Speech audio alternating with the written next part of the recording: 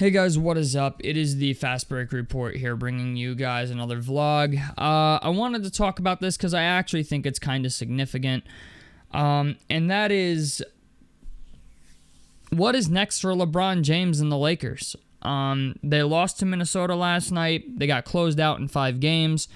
Final score I think was 103 to like 96 or something like that. Yeah, it was 103 to 96. And this series really wasn't that competitive. I understand the Lakers might have had the better set of stars in this game in Luka Doncic and LeBron, and Austin Reeves seems like he's really like breaking through and he's like, really becoming a really good player. The problem with the Lakers is they lack depth. I could have told you, anybody could have fucking told you that.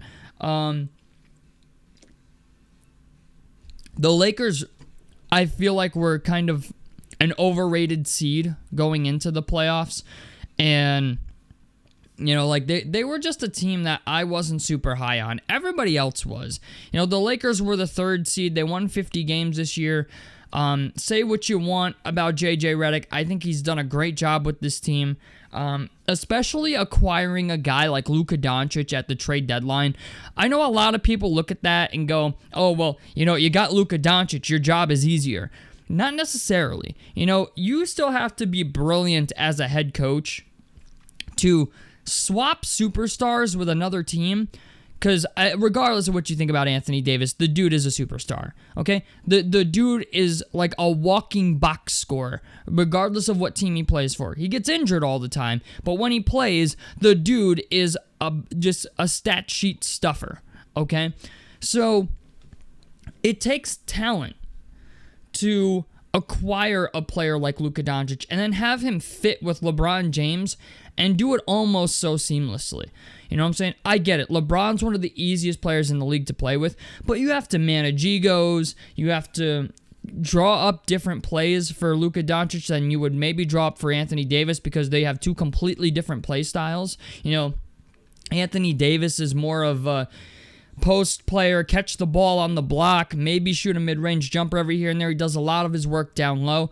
Now you got to try to implement Luka Doncic, who is a ball-dominant guy, who is capable of facilitating an offense. He's capable of putting up a triple-double. He's capable of going off for 70 points. You got to try to include a talent like that with a guy like LeBron James and everybody else on your roster. You essentially have to change the way your plays work and where the point of attack comes from and stuff like that.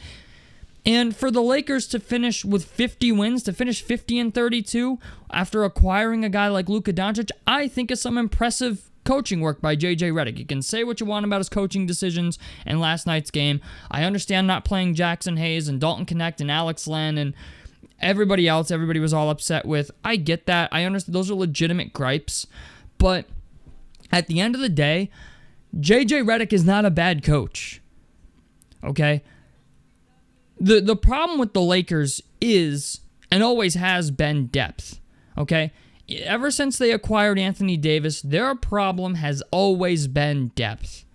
And we're in an NBA these days, boys, where it really doesn't, there's an argument to be made that solid role players are more valuable than star players, okay? We look at Phoenix, Phoenix has Devin Booker, Bradley Beal, if you even want to consider Bradley Beal a star player anymore. Austin Reeves is better than him. But, they're a team that went all in. Teams that usually go all in on star players usually don't win, okay? Look at New York. Look at the Knicks, okay? Yeah, Boston has done a very good job, but the thing with Boston compared to everybody else is the players who play for the Boston Celtics understand what their job is and why they're there, okay? You look at a team like the Knicks, okay? And in Boston, everybody's bought in. There's no egos and everything, okay? Everybody plays their role and plays it very well. You look at a team like the Knicks, they have Karl Anthony Towns. They have Jalen Brunson. They have OG Anunoby. They have Mikal Bridges, all right? It's a lot of mouths to feed on offense. People, I don't think, really understand that just because you have a lot of stars doesn't mean you're going to win. Look at the Brooklyn Nets, right? When they traded for Paul Pierce and Kevin Garnett. Look at a team like the Nets again when they acquired, Kevin Durant, James Harden, and Kyrie, all played on the same team. All right, there is a cost to having star players, and the cost to having star players and paying a lot for star players is that you will lack depth. Unless you get people to come there for nothing, you will lack depth. Look at the Milwaukee Bucks. The Milwaukee Bucks lost to the Pacers. Okay? Why? They lack depth. So you can talk about, look at free agency this year if you're a Lakers fan and go, oh, well, LeBron will decline his player option and he'll come back on a cheaper deal, which I think is a very real possibility, by the way. But there's also the possibility that LeBron James leaves and goes someplace else to try to win a championship before he retires. Because if he doesn't retire this year, I think it's for certain he's retiring next year. Okay? LeBron is not the same player that he was even 4 years ago. Okay? And even back then, the defense was not that great.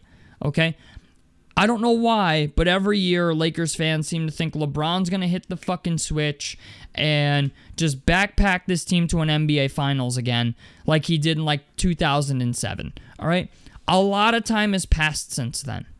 LeBron is older than 40 years old. He's 40.3 years old. Okay?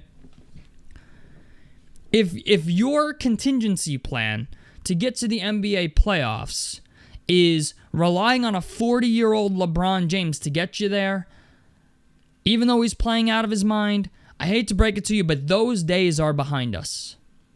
The days of one guy just backpacking you the whole way are behind us. Look at Jokic. Look at SGA. They're great players. Yes, do they make their team go? Absolutely. But they have solid role players around them. Every good team in the league has a solid bench. Boston, Denver, okay? Oklahoma City. Indiana's a good team that has bench. Cleveland. Every good team has a solid bench. If you're a team like the Lakers, like the Milwaukee Bucks, okay? What's another team we could throw in here? I'm sure there's another one. Okay, the Los Angeles Clippers, okay? If you're a team like that, where you only have, a couple stars, 2 stars, and everybody else is kind of just painfully average, that worked back in the early 2000s, okay? It worked, but it doesn't work now, okay? Back in the early 2000s, you didn't even need 2 star players. You just needed 1. Allen Iverson took the 76ers to the NBA Finals against Shaq and Kobe's Lakers, okay? Back in the day, if you just had a really, really good, top 10 talent, yeah, you could maybe get it done. But these days, you need depth, okay? NBA talent is getting better and better every year. I tell this to everybody. Everybody's like, oh, well, if we can trade for a star. Same thing with the Pacers, man. I know I'm a victim to it because I love a good trade, but the Pacers have something going for them in depth. And like I said, there's an argument to be made that having 2 or 3 solid role players is significantly better than having 1 more superstar or star player. And I think we're seeing that. I think we're seeing that transformation before our eyes. And it's been the story. It's been the story of the league for the past 2-3 years, I think. The days of just loading up on star players and thinking that it automatically guarantees you a trip to the finals are behind us. And they've been behind us for a while. The Lakers, if they're really serious about giving LeBron his last hurrah and giving LeBron his farewell tour, right? I'll tell you what needs to happen.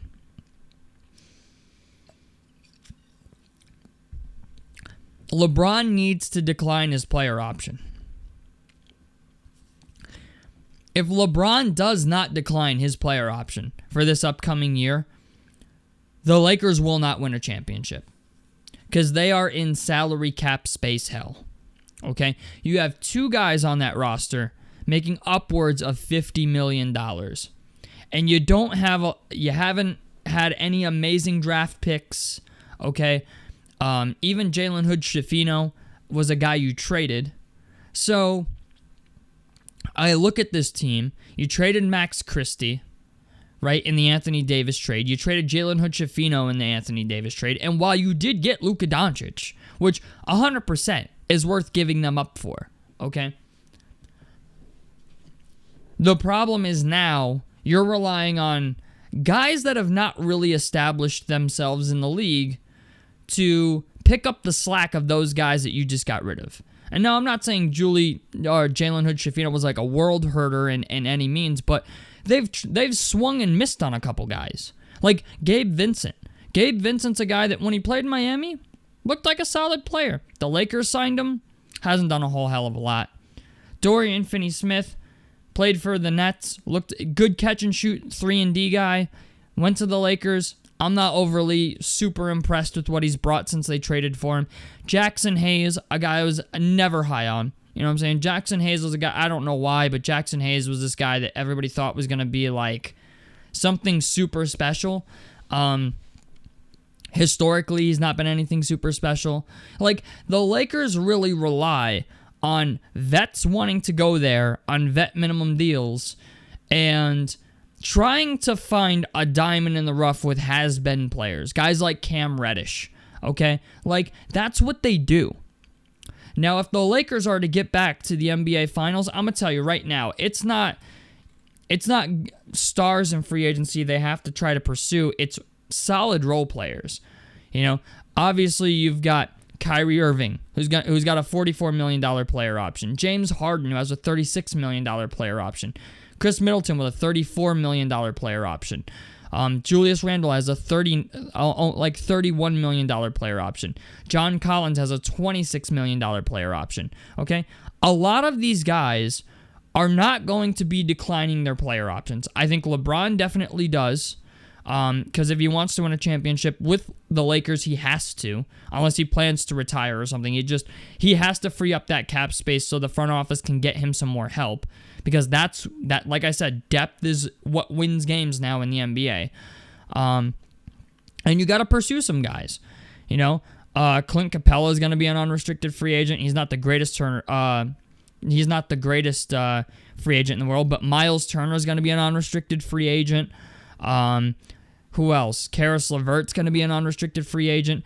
Dorian Finney-Smith has a $15.4 million player option. I feel like he will pick that up. Naz Reid has a $15 million player option, which I actually think he's going to decline because Naz Reid is a very, very good player. He's a guy the Lakers could pursue in free agency. Dennis Schroeder, he was a Laker. I don't know how great he was as a Laker, but Bobby Portis has a $13.4 million player option, which he might pick up. I don't know how much Bobby Portis is worth, but he's a guy that they could go after.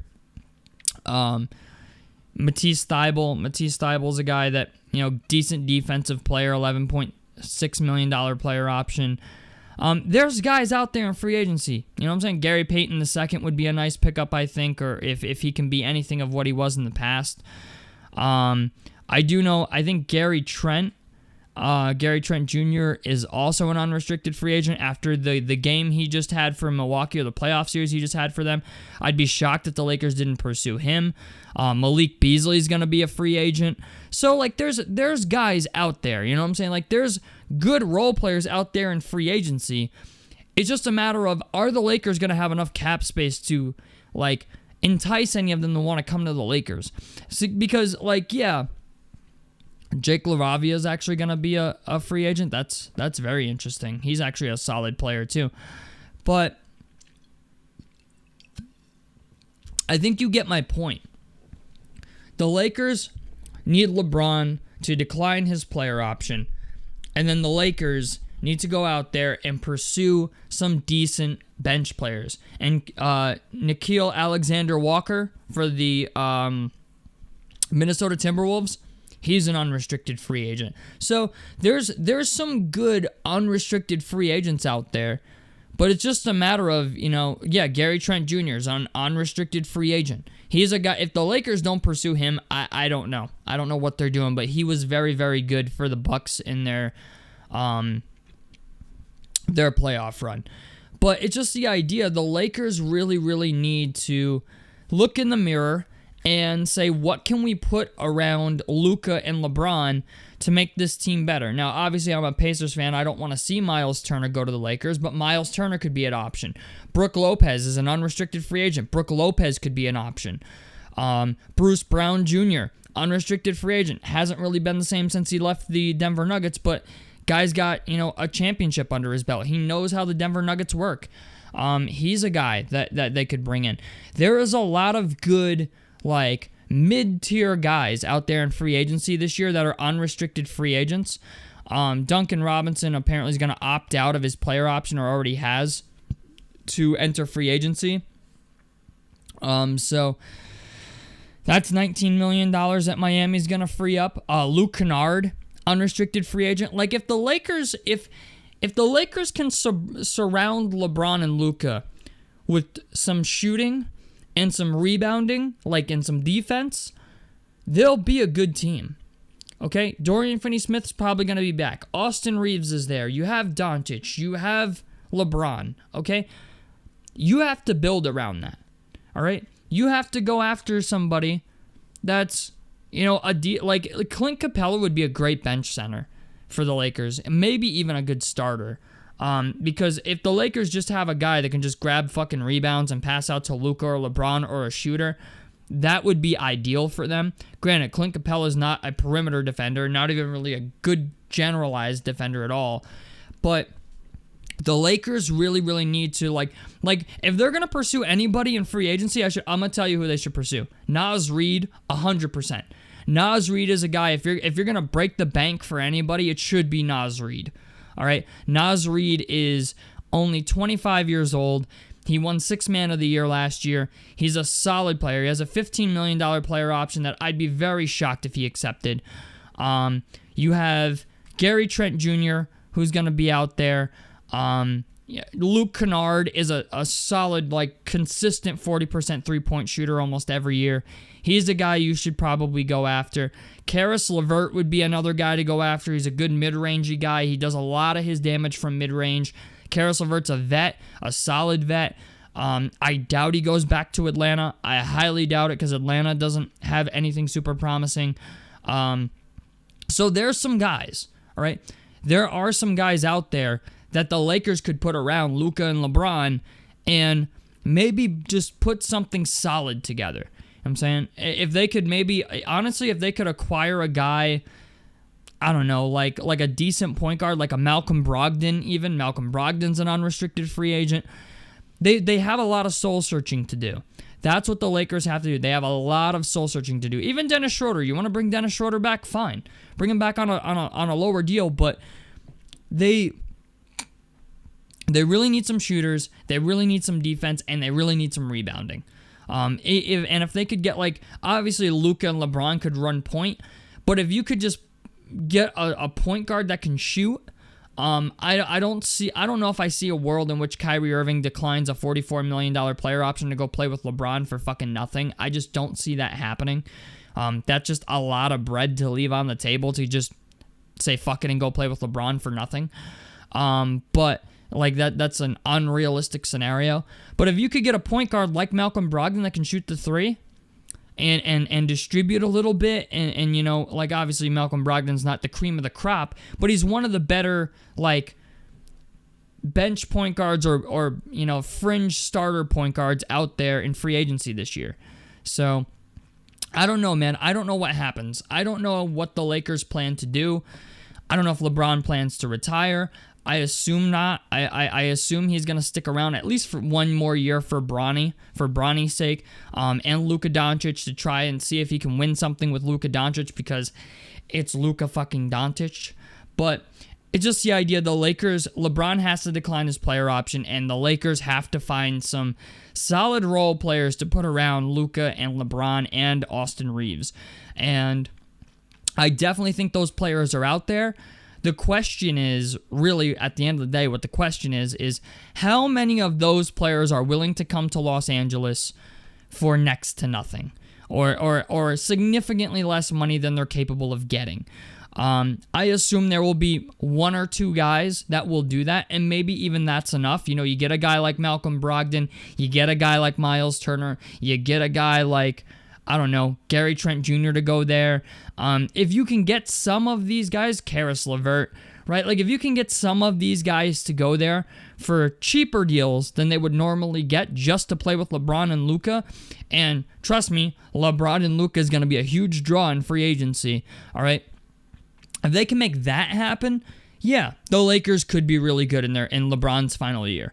But that's a big what if. That's a very, very big what if. There's a lot of teams out there that I think have brighter futures than the Lakers at the moment.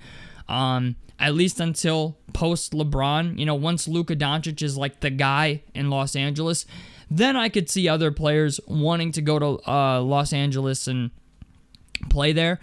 Even some star players, because a spot will open up and there will be cap space there. But until there's cap space, I don't know how realistic the future is for LeBron winning another ring in Los Angeles. You know, there's a lot of teams out there that I think have more depth and are, you know, they have more of a proven track record with their depth, as opposed to just going to a team with a bunch of other guys and hoping you can make it work. Whereas some of these other teams already have established bench units and maybe just need one more guy. Like, the Pacers are a team that I think if they can keep it together and keep Miles Turner, they're a team I look at and go, they need one more guy. The Knicks are a team that needs some depth. They're going to be pursuing guys. They're probably even going to try to facilitate some trades to free up some cap space because they absolutely need to. So there's going to be a lot of movement. There's going to be a lot of movement this offseason, especially, you know, New York. I think the Knicks will beat Detroit tonight, but it's just the idea, if New York loses in the second round, which I think they're going to. I think they play the Celtics. I think it's a foregone conclusion they're going to lose that series.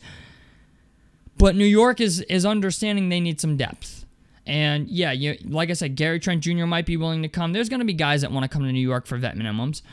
But it's just the idea, people also want to get paid. So if you have to move an OG Anunoby or a Mikal Bridges, I would assume OG Anunoby to free that up. That's another team that the Lakers have to compete with for free agents with. You know what I'm saying? Like, even Miami. Miami could have some cap space. You know, Miami has Tyler Hero. They have Bam Adebayo.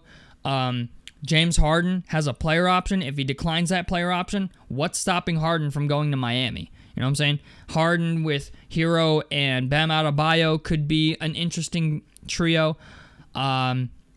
So all I'm saying is, like, this offseason could have anything in it. And the Lakers, I don't know. I'm not super confident in the Lakers. If I'm a betting man, LeBron plays another year, but who knows? You know what I'm saying? Like, the thing is, LeBron is stuck between a rock and a hard place, in a sense where he can either get paid $55 million in his last year in the NBA, or decline that player option and try to win another championship. And if I'm a betting man, I have a feeling he's going to decline the player option and try to win another championship with the Lakers. It doesn't get much better than having a running mate like Luka Doncic. You just have to put something around him. So tell me what you guys think about this down below in the comment section below. A like helps me out. Subscribe if you guys want to see more on the Fast Break Report. And I'm out of this motherfucker. Peace, guys.